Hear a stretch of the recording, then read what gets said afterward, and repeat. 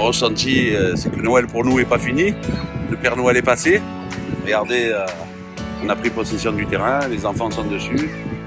On est très fiers, on remercie encore 1000 fois le maire et tous ses élus d'avoir maintenu les engagements qui étaient prévus pour l'étoile sportive de La Ciotat.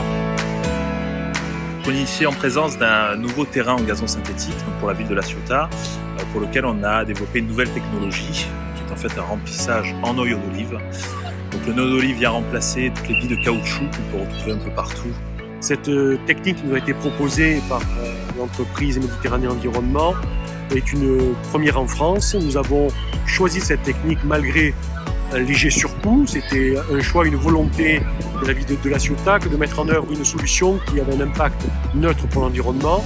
C'était une demande de la ville de La Ciotat par rapport à la proximité de la mer. La ville voulait un remplissage dit naturel.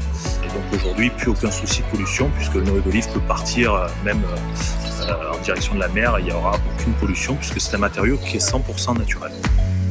Concernant les aménagements à réaliser autour de ce stade, en effet, des projets immobiliers existent. Ils consistent à réaliser des vestiaires pour ce stade, des vestiaires dont la capacité permettra d'accueillir entre 4 et 6 équipes pour pouvoir organiser des compétitions sur ce stade qui est de catégorie 6, conformément à la demande du district de Provence.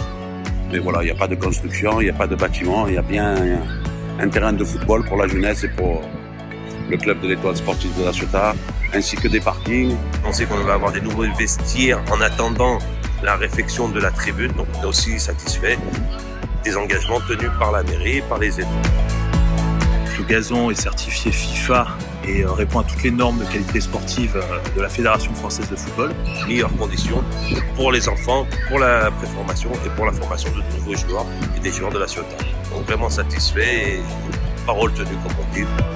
Moi, j'accompagne mon fils aujourd'hui qui fait du foot, donc pour la première fois sur le nouveau terrain. Donc effectivement, un stade qui s'agrandit. Je pense que c'est bien pour une ville comme La Ciotat d'avoir des infrastructures supplémentaires pour les enfants, pour les jeunes, pour le sport.